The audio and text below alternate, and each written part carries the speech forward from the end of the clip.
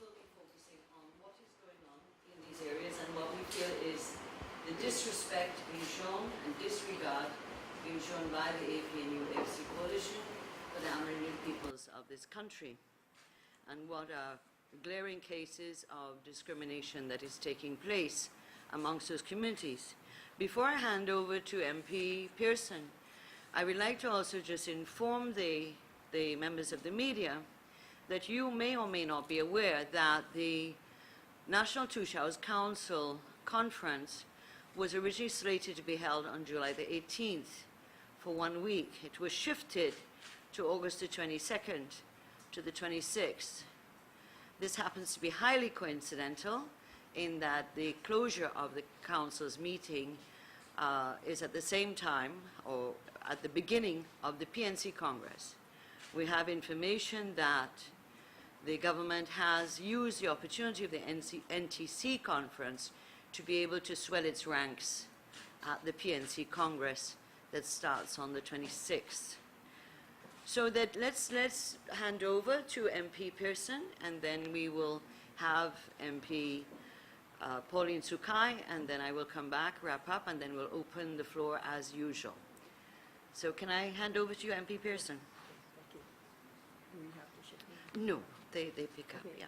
Good morning, everyone. Just speak loud. As mentioned by Comrade Teixeira, we're focusing on some of the issues affecting the indigenous peoples and some things that are happening that lack of consultation with our people.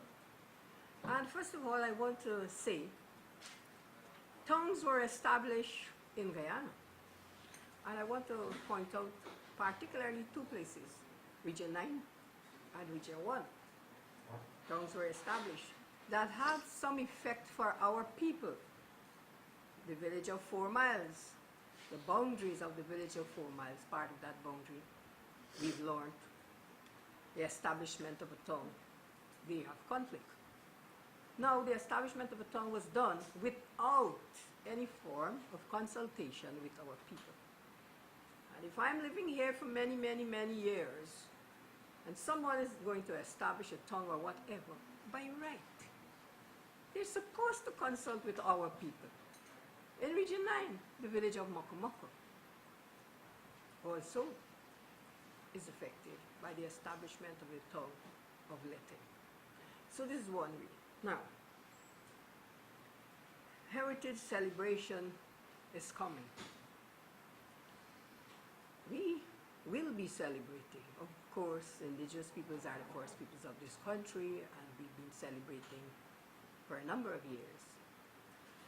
But at this point in time, our people are wondering, what are we celebrating this year when so many things are shortcoming? What are we really celebrating this year? Are we celebrating development? Are we celebrating a brighter future? Or our big question is, within 1 year, what changes were there for the indigenous peoples? Being out in the fields and talking to the people, there is nothing new to add to 2016 celebration. In fact, as I just mentioned, encroachment on our lands, which bring me to the point.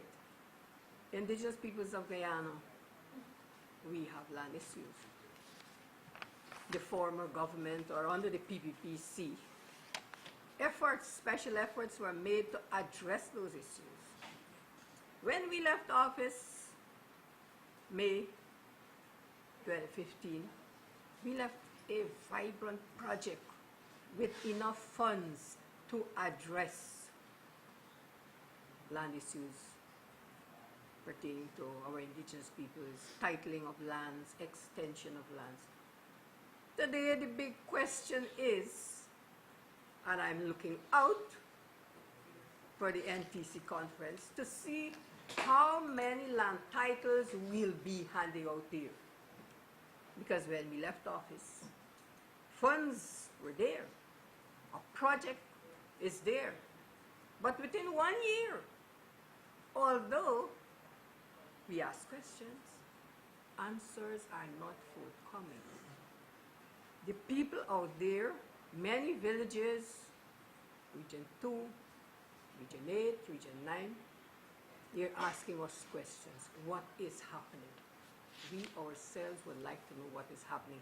Where is this project?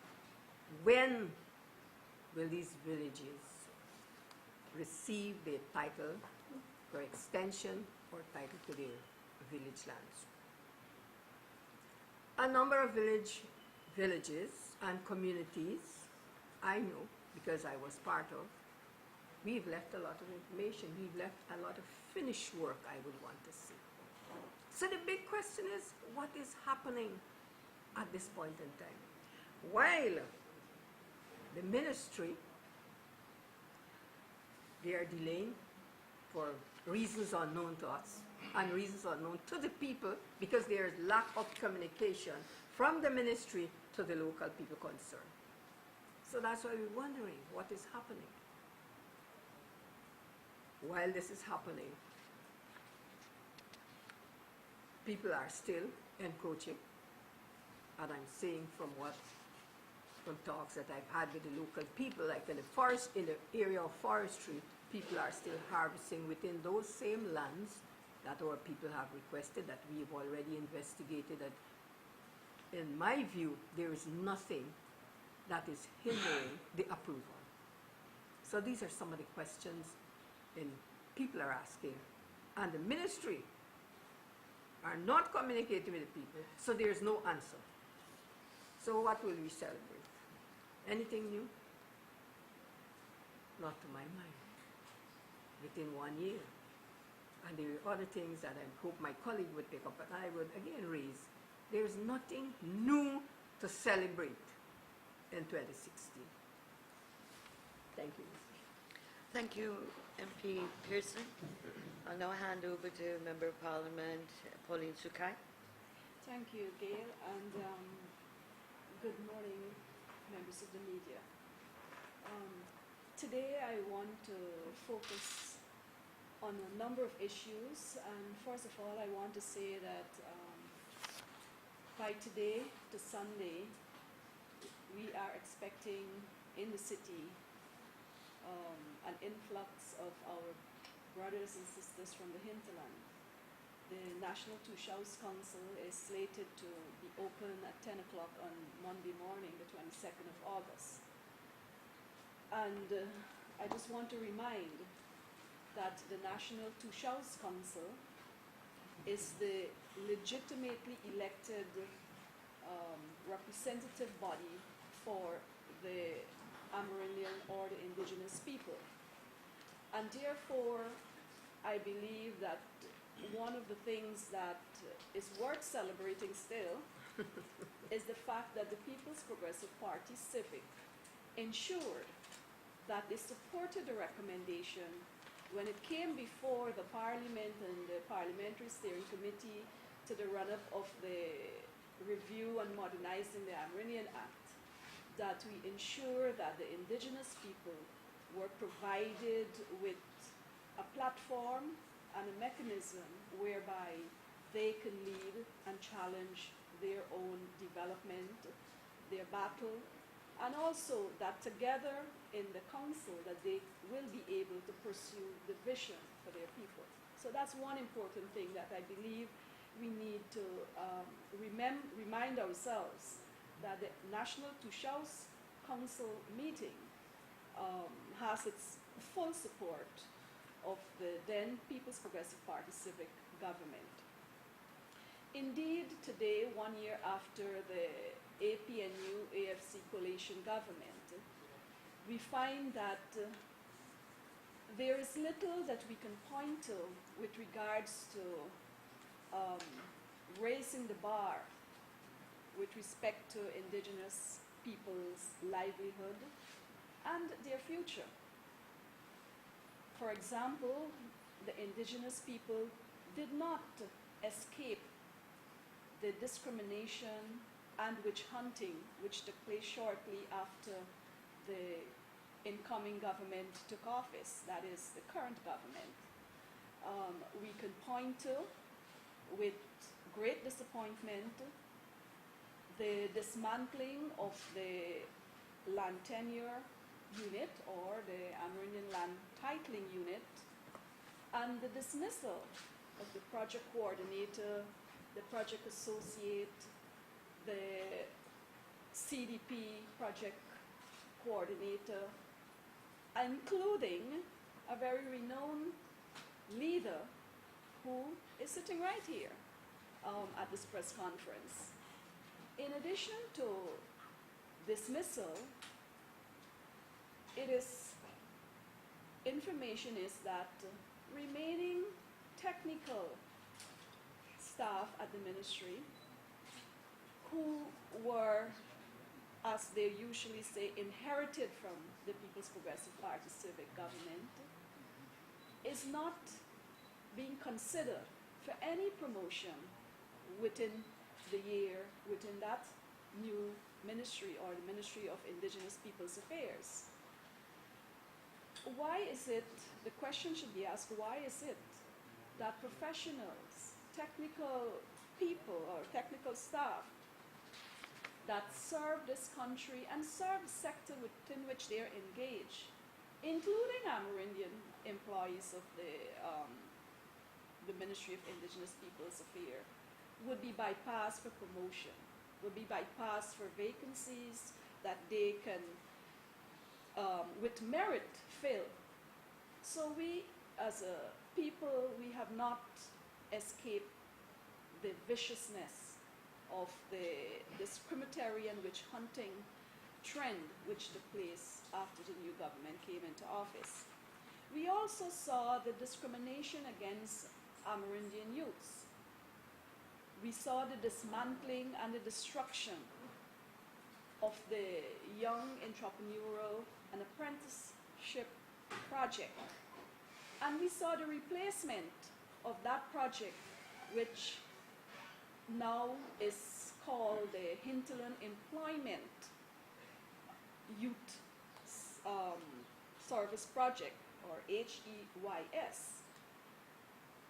What has occurred is that the Minister of Indigenous Peoples Affairs have assured the communities, the Amerindian villagers, including the youths, that the replacement project will be even better than the YEP program, because they profile indigenous youths under the YEP program. They call them the Red Brigade, they call them the PPP politician, and they also refer to them as the Red and Dread team. It is utter disgusting to know that a government who preaches cohesion and unity would want to profile indigenous youths in that manner. Today, under the HEYS project, indigenous youths who have joined that or participating in that project have to fundraise for training materials to carry on their project. Cato is a classic example. The youths from Cato were told by the master tutor or the master facilitator that they have to fundraise, that the materials to start their program is not forthcoming from the ministry. And I want to remind this press conference that $1 billion were provided to the, were approved by the budget to ensure that the HEYS project is done in the best interest or is carried out in the best interest of indigenous youths. I understand that there were some graduates from the Kurukuru College, those from the HEYS project. They have gone back to their region. They've gone back to Region 8 and Region 7, and there's no jobs for them. So the assurance that were provided that this project, which after the dismantling of the YEP and the introduction of the HEYS project that is going to cater for employing the youths. More than 60 youths who've gone back to 2 regions are now without jobs. And we are also told that the HEYS project is only for 6 months, after which the training is completed and what next for the young people. There's no next step. The entire project is now, will be at a standstill. I also want to touch a little bit on the pause, or the land project which is on pause. Yvonne, she did mention a lot about it, but my concern is it a design pause to ensure that the indigenous people requests will not be fulfilled? We are heading into heritage, and I'm sure that many of the communities awaiting title for extension, which they've applied for, would be happy to celebrate heritage, knowing that they would be receiving a grant. But if you recall, before the Parliamentary Natural Resource Committee, the minister was questioned as to how many village titles will be distributed at NTC and how many demarcation or certificate of titles. And he was unable to respond. He referred the question to the project coordinator of the ALT project, and the coordinator too was unable to provide a figure, giving a commitment to provide a list to us, having not been able to even pinpoint 1 or 2 villages. But to date, we have not yet even received a list, if any at all, of the lands that have been completed demarcation and those that have been completed for titling. So indeed, heritage is coming. It's a time to promote our traditions, our customs, and to advance work and to develop and refine our cultural and our ways of life. But for some, and indeed for the population, we would find that there's nothing much that we can point to within a little more than a year with respect to the coalition government and its plans, its glorious plans it promised the indigenous people.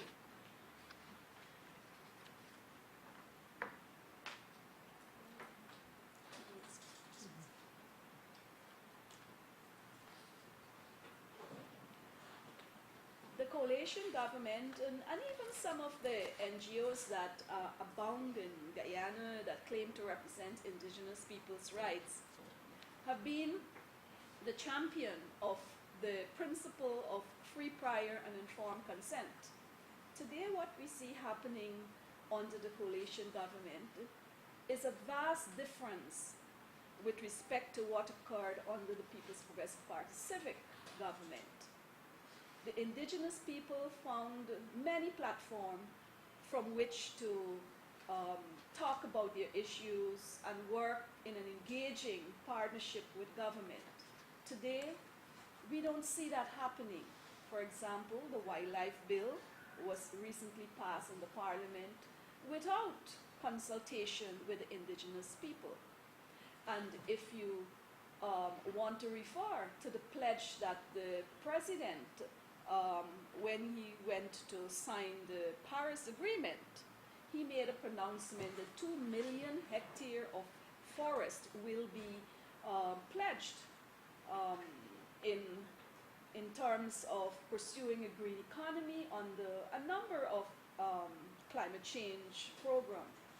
And there's been no consultation with the nation on how we feel about that, and there's been no discussion or dialogue with indigenous people, because we must know by now that the indigenous people live in the hinterland where most of the forests are located, and indigenous people depend heavily on the forest for their livelihood in many respects. In fact, the Minister of Indigenous Peoples Affairs once referred to the forest as a supermarket for Indigenous people.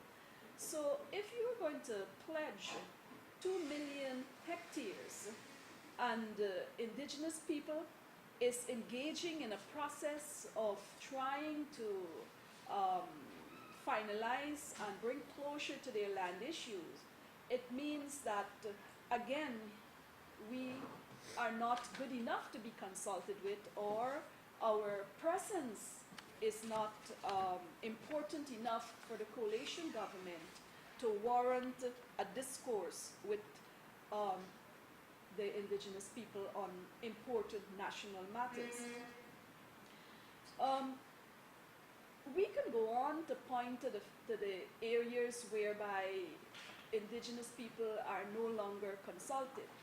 But I also want to move on to what is it that that the current government is pursuing to support economic viability of Indigenous people's villages and their opportunities for economic wealth. The People's Progressive Party Civic government had started the transformative project, which we refer to as the CDPs, or which will be funded through the ADF. This project in itself has also gone into a deep hole. In fact, 1 year after, many communities are questioning not only Yvonne, but they are questioning the PPP MPs that traverse the hinterland, because we have geographical MPs, and geographical MPs have to try to answer in the best possible way what is it happening with the CDP project. That project also went into a tailspin because there's no major movement in terms of any success, and the deliverables of that project is way off target. So the Indigenous people gains, the development that was apace, it is now being driven either backward or there is a total slowdown.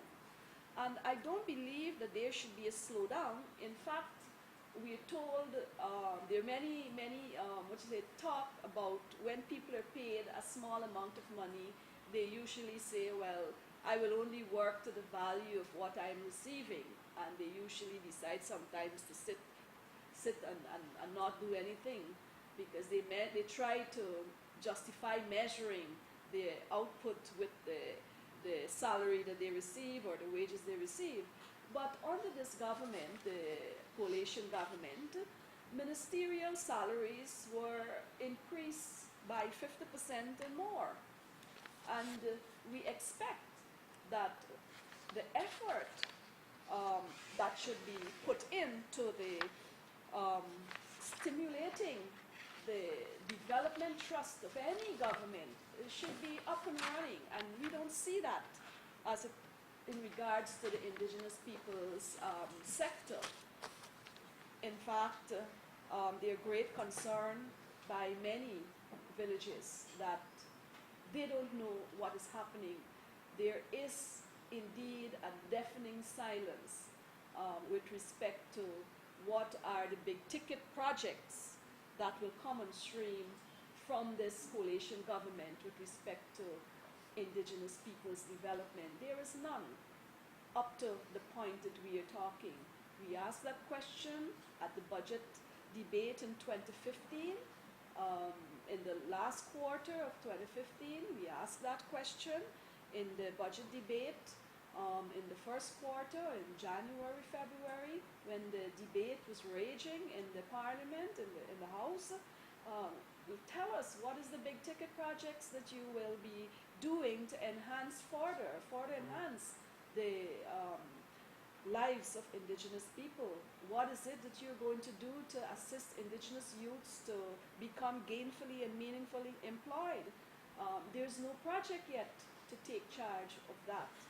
In fact, what we've seen is more or less an intimidatory tactic taking place whereby they're told not to wear red in many communities, and they're using the youths for big fiestas. And if you were following the recent fiesta in Kopinan, $18 million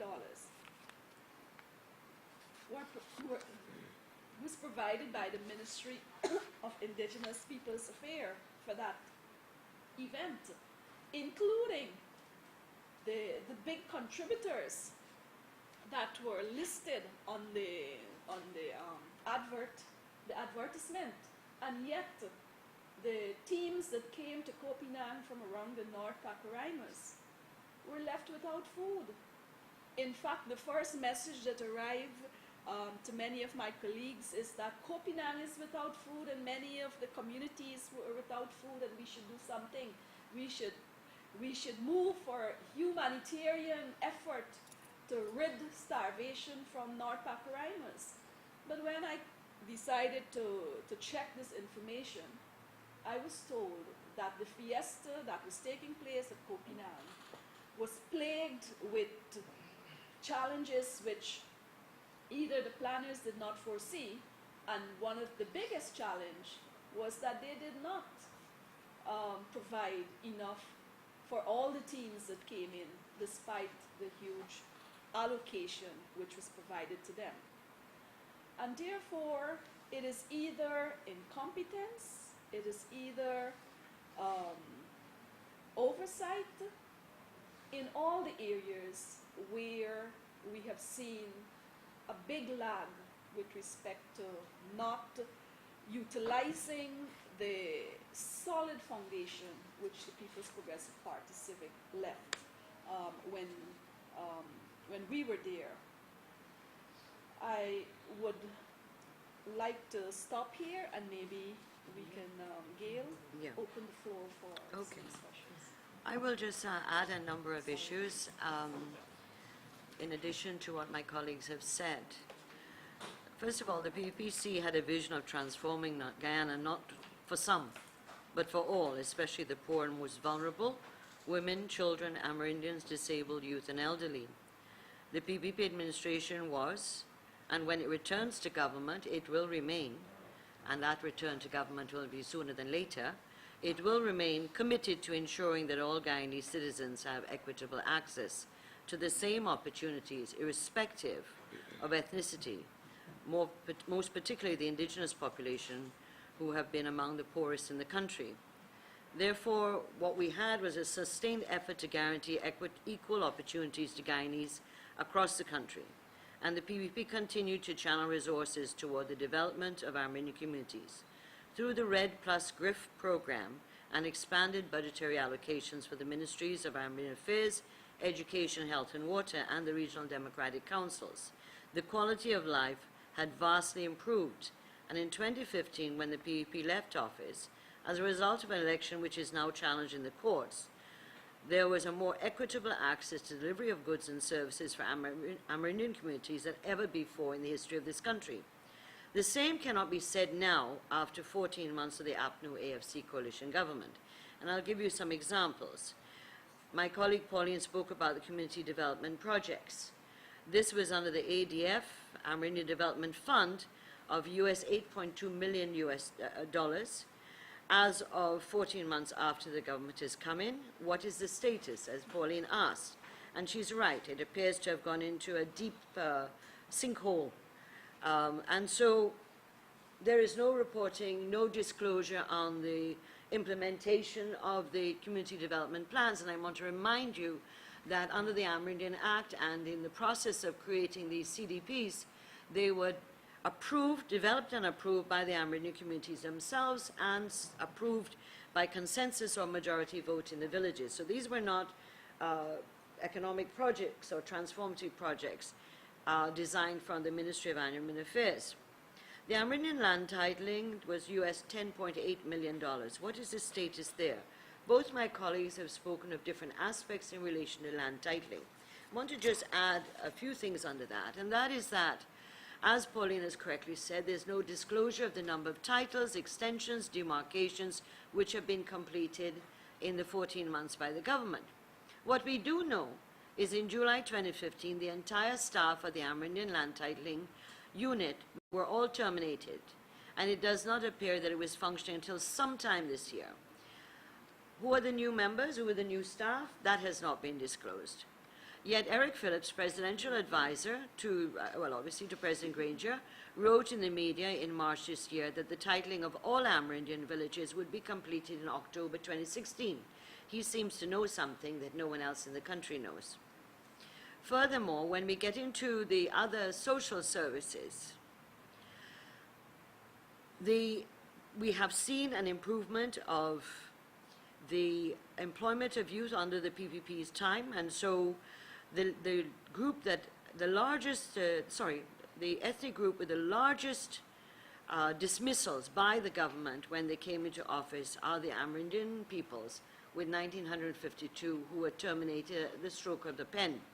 No reasons given, and this was absolutely taking advantage of the CSOs because in the far areas they have little recourse to or money to go to the courts to represent themselves. The change of the dismantling of the Youth Entrepreneurial and Apprenticeship Program, YEAP, and its replacement by HAYS, which I always forget what HAYS stands for. Hinterland what? Hinterland Employment Youth Service. Okay, so it's called an Employment Youth Service. How is it not an Employment Youth Service? This is a misnomer. It is in fact a training program for 6 months, and Pauline has correctly pointed out that the communities that have been identified have been asked to raise resources towards the training.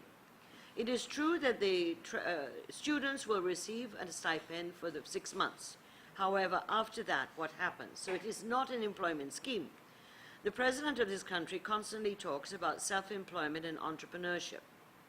And I want to remind some of you who are very young, decades ago, the World Peace Council, Ramesh Chandra, said, it was better to teach a man to fish than to give him a bowl of rice. However, it didn't mean that you left the man alone. And in a situation where, and I mean man in the general sense, not excluding women, of course, but that in this concept that came out of the World Peace Council in those days, and I'm talking about the 1970s, was that when you gave the man the fishing pole, when you taught the man how to fish, you had to also provide the fishing pole and the net, and all the other resources in order to allow them. So this view that is coming out that these safety programs and social safety nets and provisions of the PVPC are making people dependent is a total misunderstanding and a deliberate misunderstanding. The president and his cabinet members are supposedly intelligent people to know that if you want to have people be trained, whether it's in Georgetown who are poor in rural areas or in the Amerindian areas, you have to provide them with support mechanisms to be able to achieve their goals and not just train them in a classroom for 6 months with a stipend and let them loose. There are no programs and no access to services unless you support them. The other issue is the one laptop per family. The $287.7 million or $1.43 million US was expended to procure solar systems for the 100 ICT hubs in Amerindian villages. Under this program, the construction of 100 hubs in 100 villages would have benefited 57,000 persons of Amerindian descent. However, the one laptop per family has been disbanded, and the computer hubs in many communities that were built are still standing idle, waiting for the solar systems to be installed. Between 2011 and 2014, the distribution of individual household solar units under the Solar Home Systems Distribution Program brought electricity for the first time to 13,170 Amerindian homes in 130 Amerindian communities. Recently, we were horrified to learn in the National Assembly that the 600 individual solar panels for the Amerindian households and the community computer hubs will be retained for the use by the Ministry of the Presidency and the State House, the official residence of the President. Again, we questioned then in Parliament and now, what are 6,000 solar panels that are 65 watts going to do at the Ministry of the Presidency and the State House. We are calling on the government to immediately hand over those 6,000 and install them where they're supposed to have been, in the computer hubs and in the communities that were still waiting for these solar panels. The Minister of Social Protection, in 2 public statements in the media in the last 6 weeks, seems to be targeting Amerindian elderly people and children, and especially the residents of Region 9 who voted for the PPC. Her statements deliberately identify Amerindians living along the border with Brazil who benefit from Brazilian social programs that they will be unable to access public assistance and old age pensions in Guyana. She seems to have forgotten that they're Guyanese and not Brazilians. And if they benefit from the generosity of the Brazilians, why does that exclude them from benefiting as Guyanese from the Guyanese social programs? Under the PPC administration, progress within the education sector has been significant and evident. According to the 2013 Global Gender Gap Report, Guyana is ranked number 1 out of a total of 136 countries in education attainment for boys and girls. This is a major achievement for a small developing country. Under certain categories, enrollment in primary education, secondary education, and tertiary enrollment rates, Guyana is ranked number 1 in all 3 of these programs. Statements by the President and Minister of Education, including this commission inquiry that they've set up, indicate that they have no awareness or no interest in learning on what are the international assessments of the education system in Guyana. In the 23 years of the PEP government, and I need to remind you because some of you may have been children when we were started in 1992, but just for the record, 1,000 schools have been built and or refurbished across the country. 72% of teachers are trained, and this is 2015 figures, and more than 50% of the teachers in the hinterland regions were trained teachers through the Guyana Basic Education Teacher Training Program and other initiatives that facilitate distance training. As a result, the attendance and academic performance of school children at all levels, including and especially the Amerindian areas, started to show major changes. The PPC administration by 2015 had built 116 nursery schools, 139 primary schools, and 13 secondary schools with dormitories in the far interior of Guyana, an increase from 130 in 1994 to 400 schools in 2014. Over 5,000 children by 2015 attended secondary schools in the interior, and for many, many children of the interior, the majority of children, this was the first time that Amerindian children had access to secondary school education.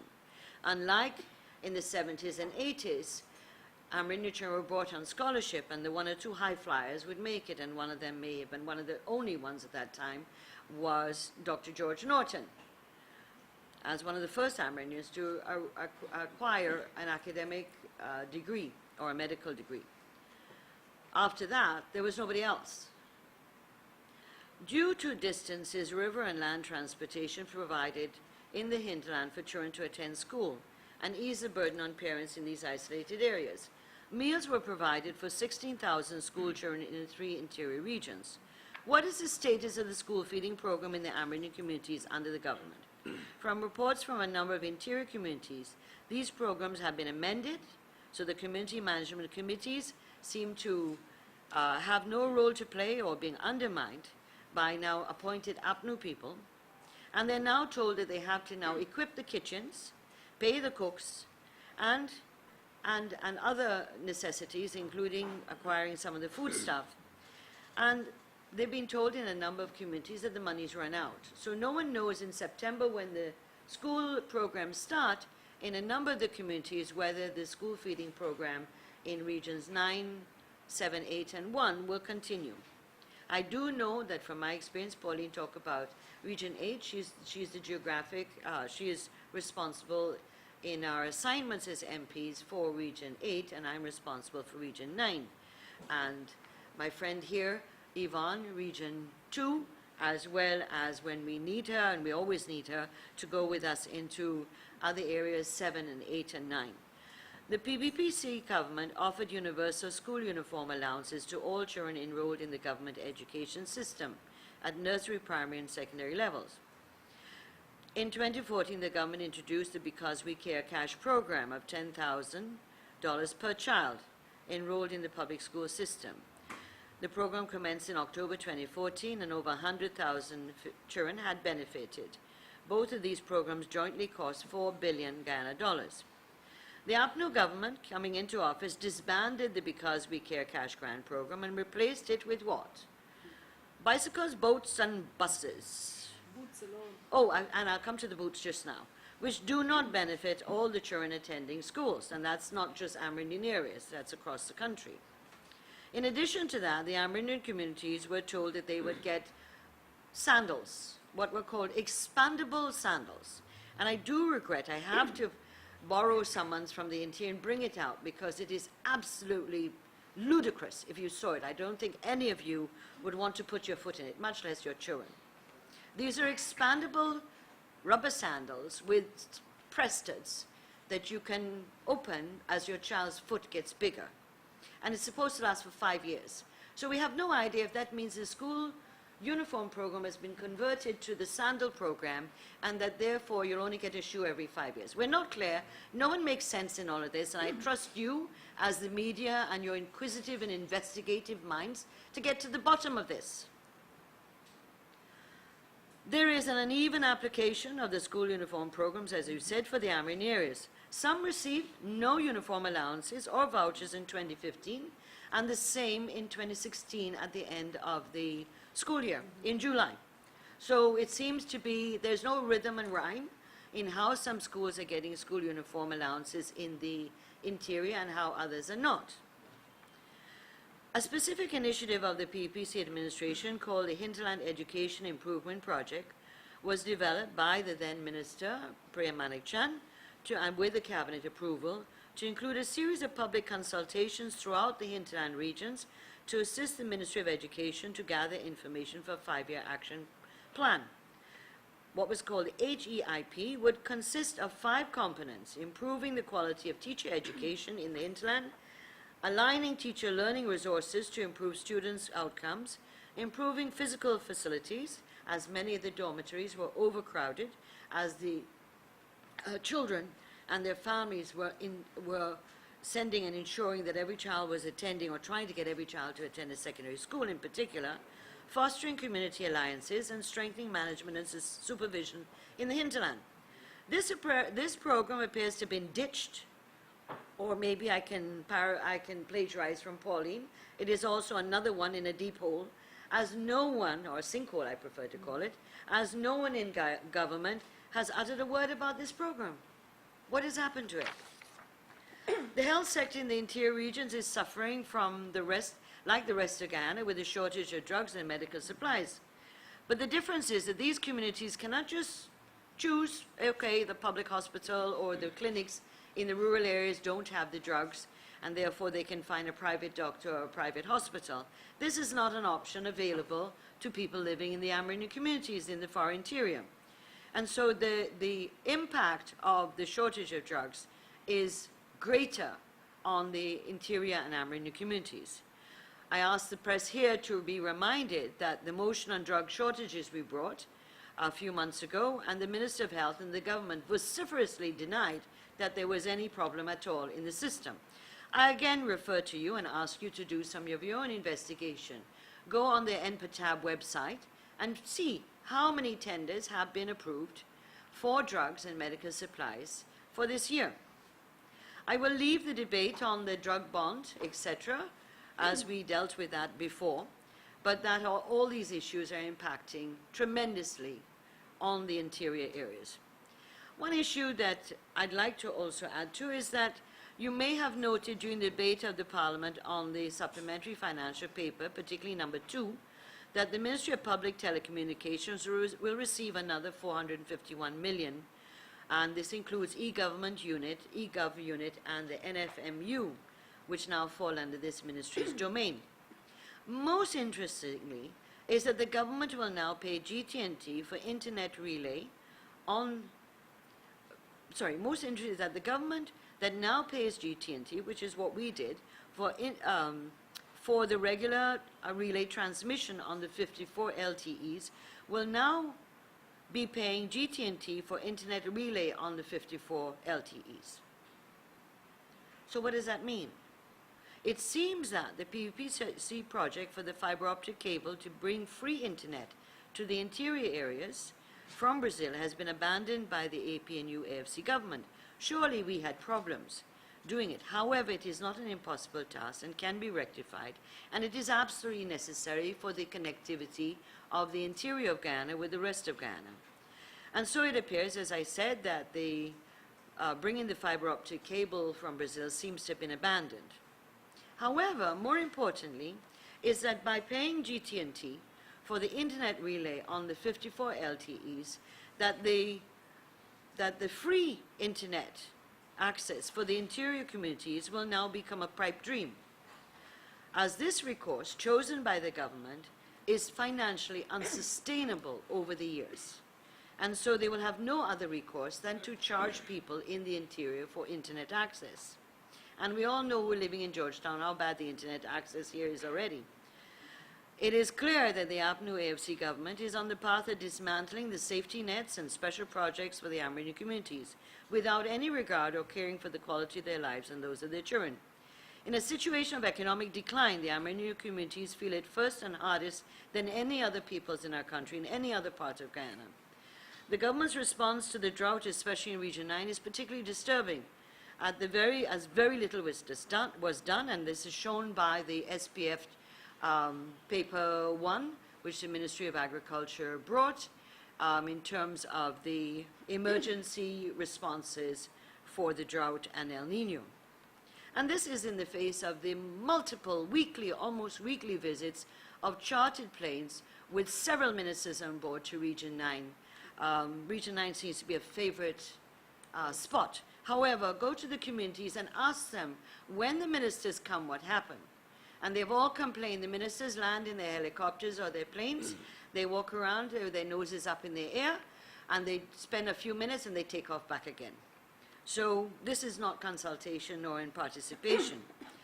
Two last issues to conclude on. One, the revision of the Amerindian Act. Comrade Pauline, my colleague here, asked the Minister Alikok in the Parliamentary Sectoral Committee on Natural Resources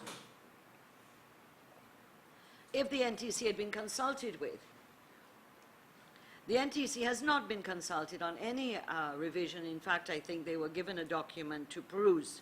I assume that at the NTC meeting next week that the issue of the Amerindian Act will be debated and discussed with the two shahs and the senior councillors coming. However, it is rather interesting of who is pushing for the Amerindian Act, and this is a particular NGO in South Rupununi that received large amounts of EU money years ago, and which is calling for certain parts of the country to be amalgamated as territories, which would then remove the communal land titles of specific villages and communities and make them one amorphous group, kind of mega group. So there are some very serious issues emerging in, and particularly pushed, and Minister Alikok, what is he, VP number 4, said that this was being driven by the organization in South Rupununi. He admitted that to the media. The latest insult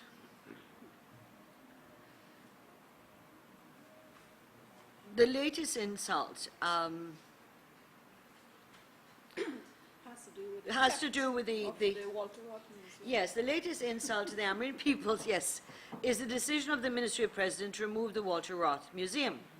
And the way it was done by uniformed GDF officers attending to the museum and advising that they have to move is even more scary and frightening than anything else. But the Walter Roth Museum is a living tribute to the Amerindian peoples of Guyana from prehistoric times to now. Ironically, like the decision to remove and relocate the Stavrik market vendors or the decision to close Wales Estate, they have no clue where they're relocating this treasure trove of the Walter Roth Museum to. They have no idea. And we saw in the press today that they went to the, Minister Ferguson was sent to the National Museum to find space in it to allocate the museum, which is made up of 2 buildings, and could not find any space and apparently reported back. And then she went and took the staff to see the top floor of the post office where the GRA was originally. And the staff rejected that as being unsuitable, particularly for location and accessibility of the public.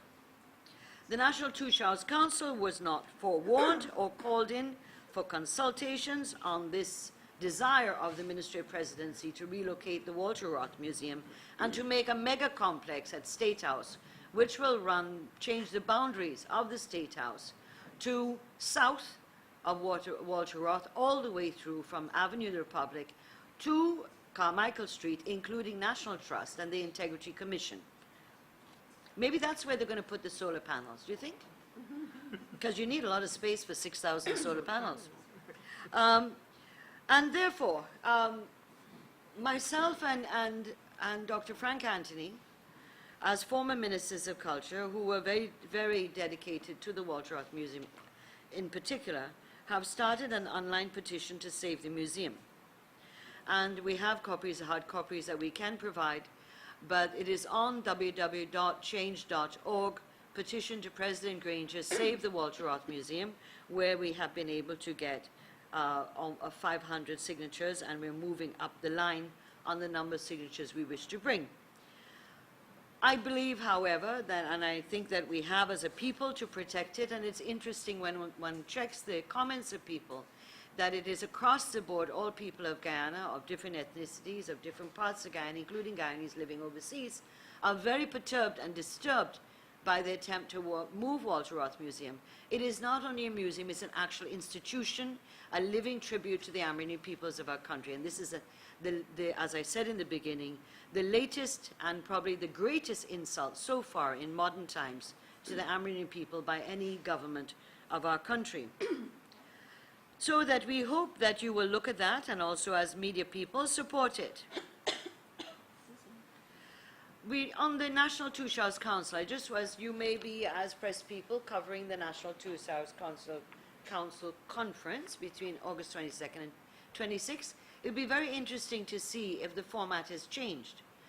In previous times under the PPC, for 2 days were exclusively reserved for the President himself and the cabinet members to sit for 2 days with the Two-Showers and senior councils, hear the representations, and discuss and make proposals for their communities and their regions. It'd be interesting to see if this tradition, which emerged in the National Two-Showers conferences, will be maintained by this government, and whether any minister will sit for 2 days to listen to the criticisms, suggestions of the Two-Showers and the senior councils who attend this, which are almost 200 people, I believe. So in conclusion, my dear friends of the media, are there Amerindian communities being punished for voting in large numbers for the PPC? Remember, we won the geographic seats for Region 1, 2, 3, 5, 6, and 9. And we've run 7 regional democratic councils, including Regions 1, 8, and 9. That is a question that maybe you may want to investigate also as media people. But what we do say is that the trends that have emerged in the last 14 months are extremely disturbing and alarming in relation to the Amerindian peoples of our country and the Amerindian communities. And that this is unacceptable, and that I advise you as press people to ask your editors-in-chief and companies to send you on some missions, pay for your airfares and boats and everything to go into the interior so you can see for yourself. If you don't trust me and you don't believe my 2 colleagues here, you don't trust the PPC, go for yourself. Go. Go and see and talk to the Two-Showers, talk to the villages, and find out what is going on. In the 14 months, there is a change, and these communities are finding life more and more difficult.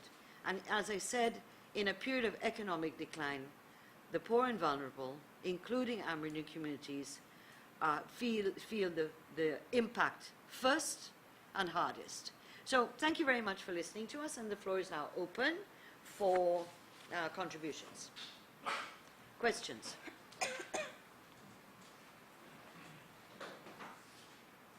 I'll go most Mosley, a news source. Mr. Shearer, Yes.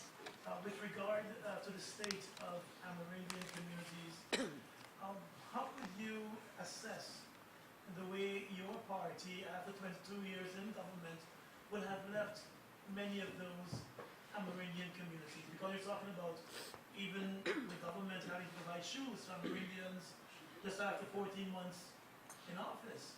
So doesn't that reflect on after 22 years you not being able to leave those communities in a proper manner? Mr. Mosley, I don't know how often you've been in the interior, my dear. The school uniform voucher allowance started as a pilot in Region 9 by the government, the PPC government, on the request of the interior communities.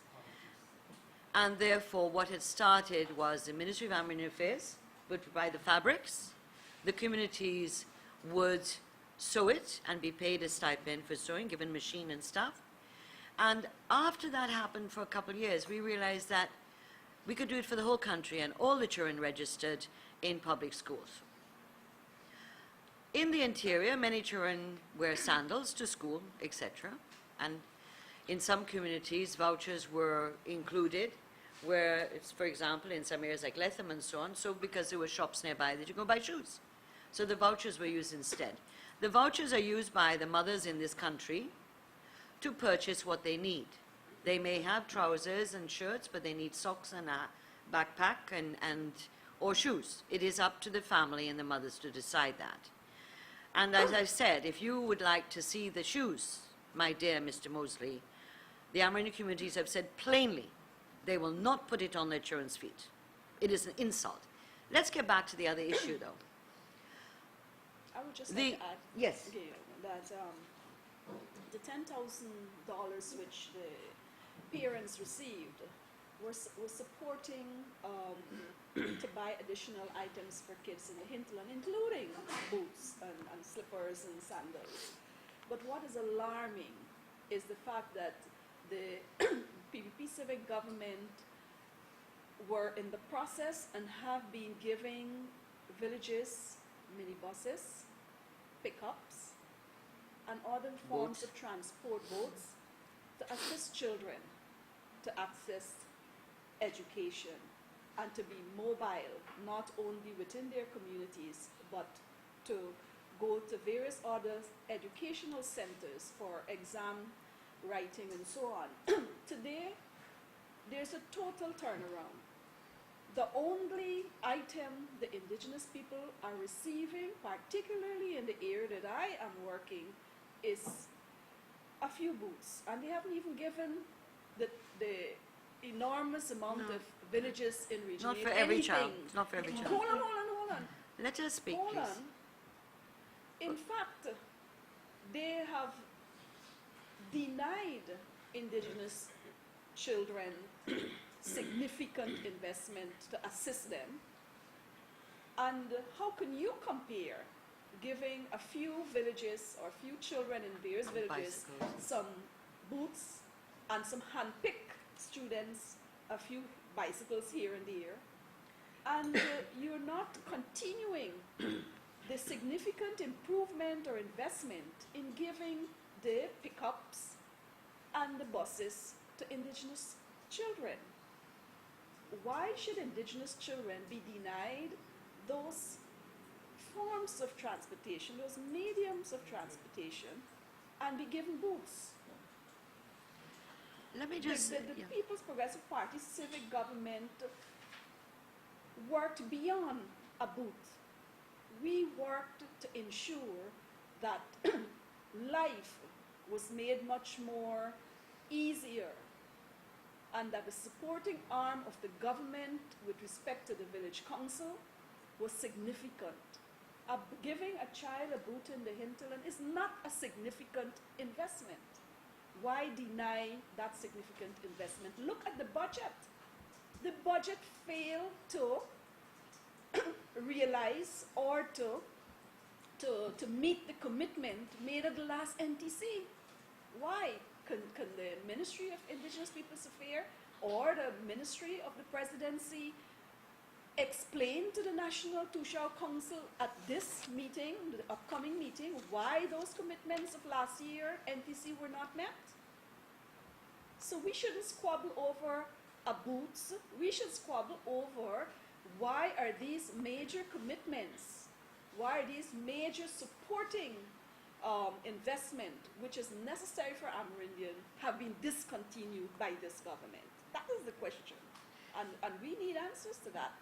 In fact, I wanted to add while Gail was speaking, is that it is timely that the NTC is meeting now, so that they can further question the government on why are they taking away the accommodation where our traditional cultural assets resides. Why is it? Why are we denying indigenous people a place, a traditional place of where our cultural assets that proves that we have evolved not only as a people, but as part of Guyana? Why is it? Are we going to diminish the image, the presence, and the existence of indigenous people in this country? You've heard what is happening in the media about land. We are being bombarded in the press by letters of those who feel that the indigenous people are privileged. I believe all Guyanese are privileged to be citizens of this land. And the use of all the different media to publish such utter vicious letters about indigenous people or have not been the first people of this country, I believe the NTC should demand an apology at this meeting, whereby certain section of the population are promoting the Eric Phillips ideology that the indigenous people came after other groups in this country, and that we shouldn't be given the land. These are questions I believe are timely.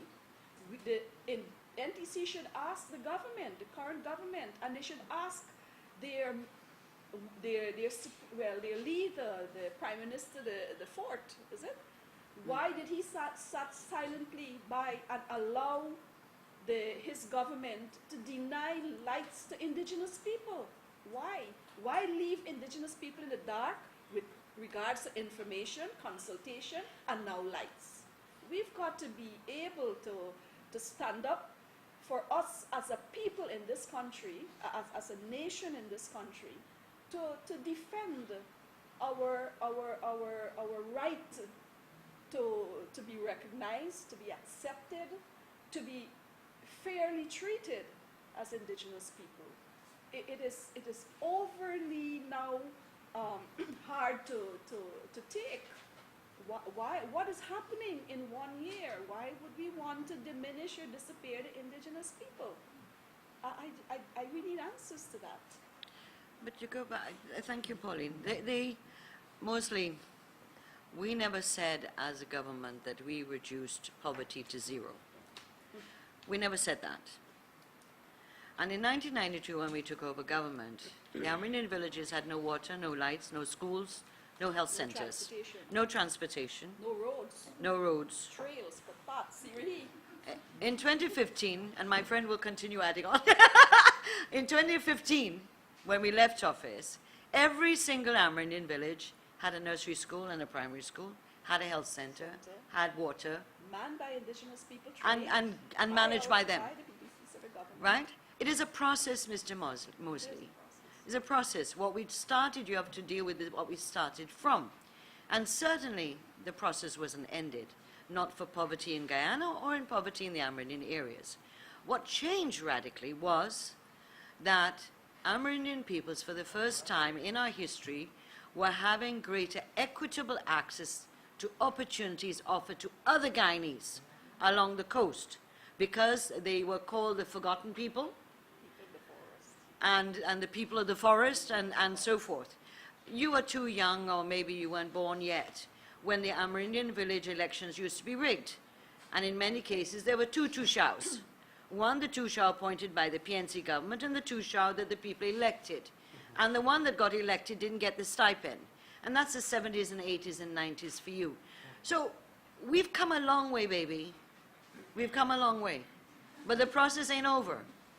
The process wasn't over. The problem with where we are right now is that we're seeing a reversal. And that's what's frightening. That's what's scary. As a PPC and as a parliamentary opposition, we would have no problem. The government says, you know, we've got a brainwave. We're going to do some exciting things for Amerindian people. You PVP people didn't do enough. We want to do more. And we would say, yes, do more than we did. Not what they're doing now, which is reversing what gains did exist. And so I thank you for your question. Any other questions? But Mr. Yes. Chair, No. Let me go. No, just a quick follow-up before you move on. Yes, Because you have sort of glanced your way around the question. I did. Again. How did I dance? After 22 years, is the PPP as a party comfortable with the way it led to the Amerindian communities? And isn't it a bit hypocritical to be criticizing a shoe drive by the First Lady when up to 2014... It wasn't a shoe drive by the First Lady, it was a shoe drive by Amna Ali. With donations. With donations. I don't know about the First Lady's involvement in shoes. In 2014, when you were in government, there were scores of Amerindian communities where students were going to school without shoes on their feet, and Digicel were donating hundreds of shoes. Private companies. Private companies have a right to donate. Is it hypocritical to But criticize Mr. them Mosley, when you're being rather obtuse. they're Mr. Mosley, you're being very obtuse in this press conference, and that is that the school uniform program was a means of reducing poverty and helping children to attend school. Parents chose what to use the money for: haversack, shoe, underwear, socks, uniforms. In the Amerindian areas, the fact that children, one, had a school to go to. Cato too? The fact that the school was built there, and I'm not going to debate that, because there are a number of issues with that have to be treated with. But you were talking about 13 schools being built that only had one in 1992 with dormitories, and you're massaging and goating, as they say, goating, the issue of Cato, as if it is the worst thing that could have happened.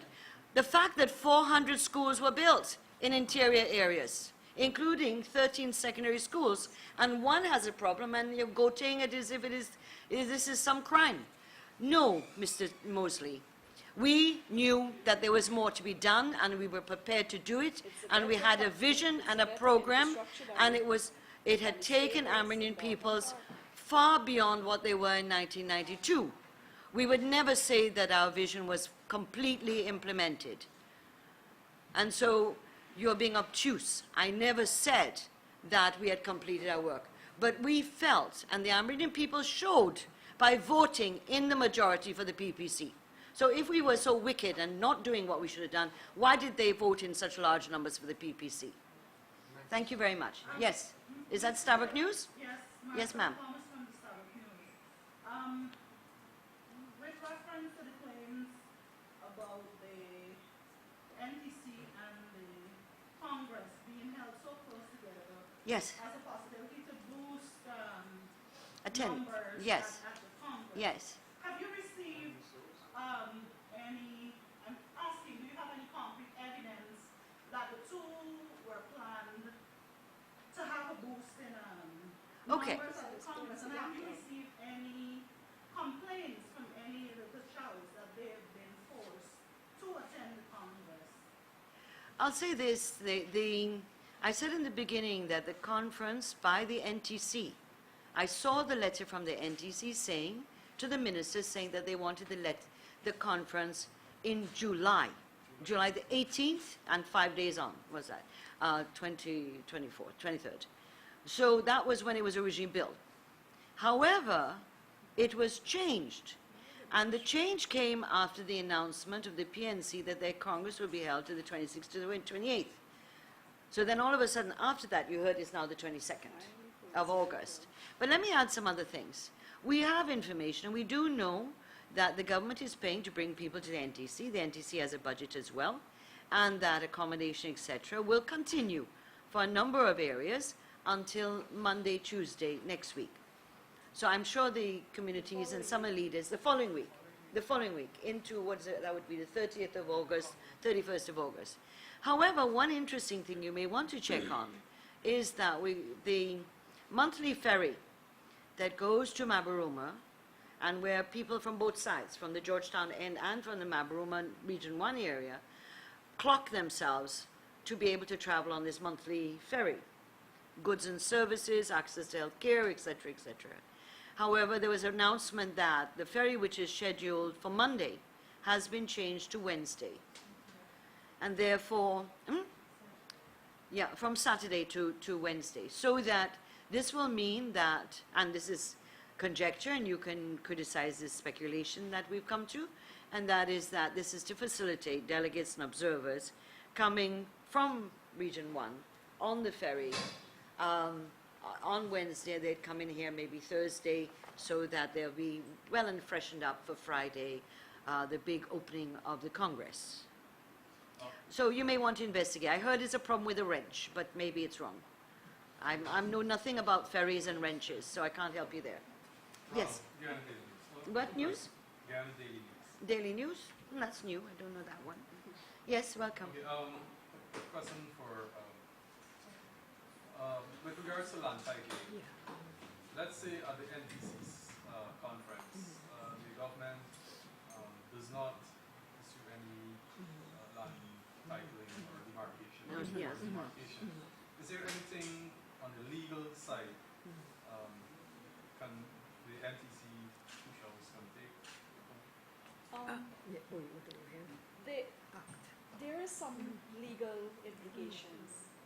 For example, the law speaks to within 6 months after the investigation, the titling of lands should be completed. So investigations for a number of villages have been completed within the eve of the